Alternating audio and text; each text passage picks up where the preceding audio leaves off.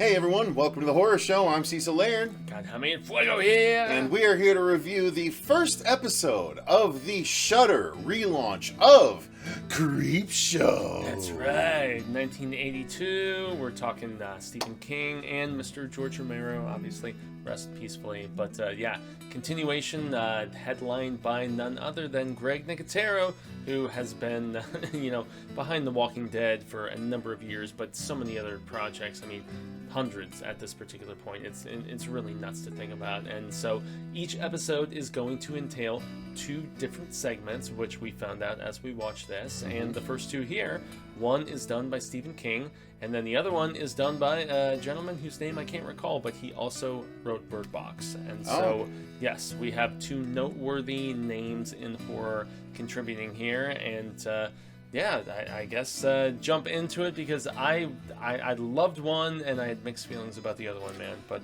I love both. Really? I thought they were both awesome. I thought the whole show had a fantastic vibe and throwback to the comics. Big time they leaned on the comics to the point where they even had some old school, like Batman TV show, explicatives, instead of the bam, biff, pow, there was a couple of other things that they would show, like, gasp, or I can't remember which one they specifically did, but they were used as a bridge, and so it was a mixture. It was like a live comic book to me, and I thought that was fantastic.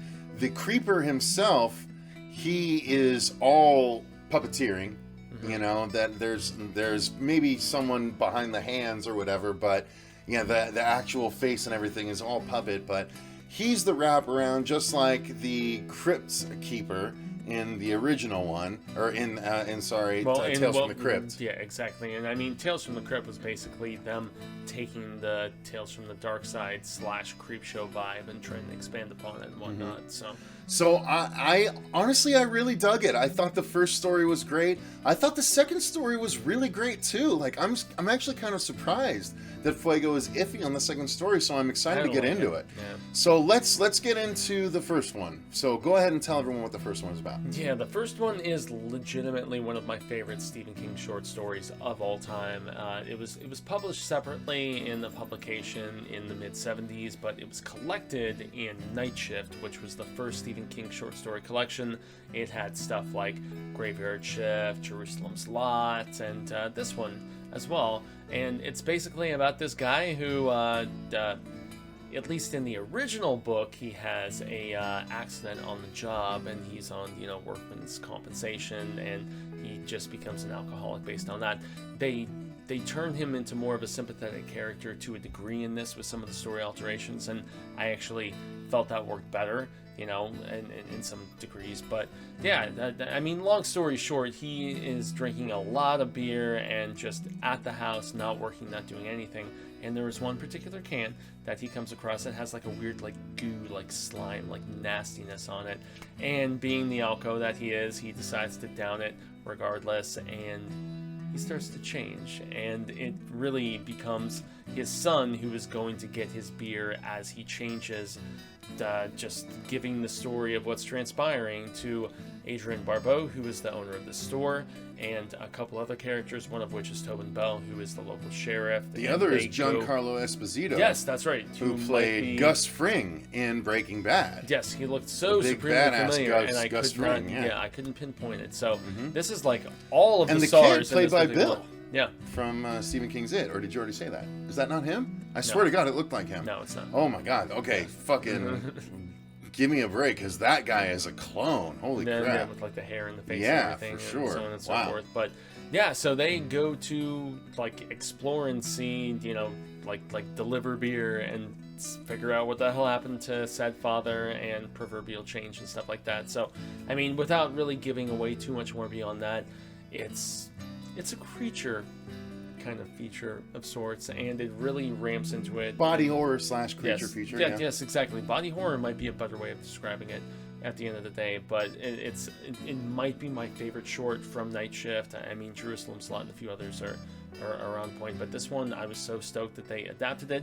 Directed by Greg Nicotero, so he actually stepped behind the most important part in this, aside from people on camera. And I love this segment. I thought it was great. I didn't even mind some of the hamminess of the kid, which I thought, sometimes, put itself out there. But all of the veteran actors really just own this, and the practical was great. What did you think about this segment? I liked it. I mean, I obviously, being a creature fan, I was on board. Yeah, I just really enjoyed that aspect of it, the creature aspect. Also, the fact that it was body horror, and that it was really slimy, and that it was practical when the big practical creature sort of kind of shows up and stuff. And I just, for such a condensed story, like, it's kind of weird to adjust to the fact that every story is only going to be about 20 minutes long, because they have to, most of it is all build up. So it's like, if you're at a comedy show and you know that in a hour-long show, you're going to get 2 jokes and 2 really long build-ups to those jokes, right? So they're going to be really good jokes, and they're going to be really cool, but it's 20-minute long build-ups to 2 different jokes. So you start to so if those like if those jokes, aka scares, Fuego, is what I'm getting at. Yes, exactly. Because that all the scares come at the end of these episodes for the last couple of minutes. So if you don't enjoy that whole build-up, then you might be checked out of the scares. Well, and that's what I was going to say. It's like, okay, you start to surmise the formulaic build-up of this sort of thing, which is tough. Everything from Tales from the Crypt to Twilight Zone to Night Gallery and various others of these. It's kind of, I guess, par for the course, maybe is a good way of, putting it and stuff. And so, I don't know. The star power, though, man, the star power really knocked it out for me. It was legitimate in this particular one. Adrienne Barbeau, like you said, Adrienne Barbeau, Giancarlo Esposito, and Tobin Bell, all just like, wow, that's Tobin, 3 huge people right off the bat. And dude, Tobin was great in this, and yet Adrienne, especially when she was talking to the kid, and there are a lot of changes that are made in this story from the source material. The fact that that's another good Hale episode. Yeah, they add the extra humanity in the fact that he, like the father of Timmy, falls into this drinking episode because of the fact that he's lost his spouse. That's not the case in the short story. They don't touch on that at all. Yeah. The short story, it's essentially, okay, I got hurt on the job, and I'm just drinking myself to death because I have my checks coming to me. Yep. And so it's not a sympathized, kind of character. And then also, just going into some of the expansive stuff at the end where they realize what they might be dealing with and how quickly it could spread, the craziness of that.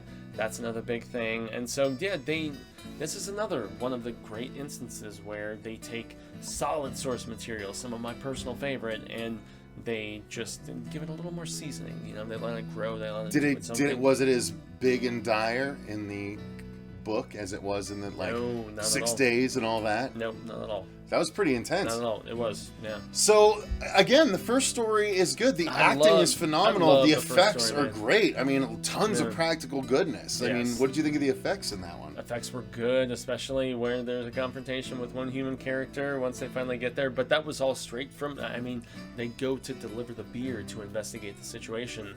And also another thing that Tobin said that, it's not in the effects realm, but I have to mention it, is the fact that he's like, there are stories that I've heard where guys have seen things that would just make them lose their minds and stuff. That's straight from the original short story, and it's very Lovecraftian in the fact that they actually make a reference to another King book where they're like, man, I looked in a sewer one time and I saw a spider. They did. I heard that. I saw a spider that was as big as a man, and it was. Just in this one they allude to it where they say one guy saw something in the sewer and it drove him he freaked him out. Yeah. I was like, oh, it reference. And I was like, I get that one. I get that one. That's exactly what it was. But we had the twins referenced in this.